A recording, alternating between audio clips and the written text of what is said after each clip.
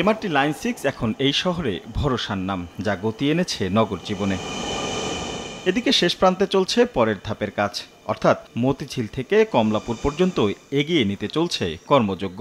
এরই মধ্যে মাথা তুলে দাঁড়িয়েছে প্রায় সবগুলো পিলার, মতিঝিল প্রান্তে এগিয়েছে ভায়াডাক্টও। অন্যদিকে কমলাপুরে দৃশ্যমান হয়েছে মূল স্টেশন, হয়েছে কনকোর্স লেভেলের ঢালাই। কর্তৃপক্ষ বলছে আসছে বছর এই অংশের অবকাঠামো নির্মাণ শতভাগ শেষ হবে। ইতিমধ্যে আমরা একটা স্প্যান ঈদের আগেই ইরেকশন কমপ্লিট করেছি, স্প্যানটি দাঁড় হয়ে গেছে। এরপরে আমরা কমলাপুর স্টেশন ভবনের কনকোর্স লেভেলের একটি অংশ আমরা ঈদের আগের দিন ছাদটি ঢালাই করেছি। এখন পর্যায়ক্রমে বাকি ছাদগুলো কনকোর্স লেভেল ঢালাই হবে, তারপরে উপরের দিকে প্ল্যাটফর্মের স্ল্যাব ঢালাই হবে। 25 সালের মধ্যে সিভিল কংক্রিটিং ওয়ার্কগুলো আমরা শেষ করতে চাচ্ছি।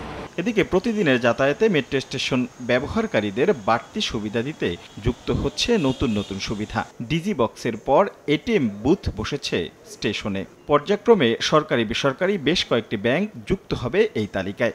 যাত্রী সুবিধায় বসানো হবে ছোট ছোট দোকান, আর শিগগিরই শুরু হবে ফার্মগেট আর কাউরান বাজার স্টেশন প্লাজা ভাড়ার প্রক্রিয়া।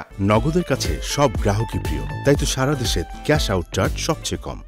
প্রত্যেকটি স্টেশনে বেশ কয়েকটি ব্যাংকের এটিএম বুথ স্থাপনের ব্যবস্থা নিয়েছি। আমরা স্টেশনগুলোতে অনেক ধরনের কিয়স্ক করবার চিন্তা করেছি, তার প্রভিশন রেখেছি।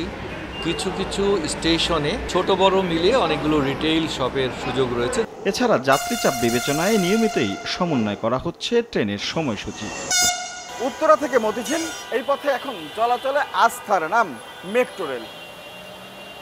নতুন নতুন নানা সুবিধা তাতে যুক্ত করছে বাড়তি পালক। তবে এখন অপেক্ষা 2030 সাল। এমআরটির সবগুলো লাইন চালু হলে এই নগরে চলাচলে দুর্ভোগ শব্দটি আর থাকবে না, এমনটাই বলছেন কর্তৃপক্ষ। রাশেদ লিমন, সময় সংবাদ, ঢাকা।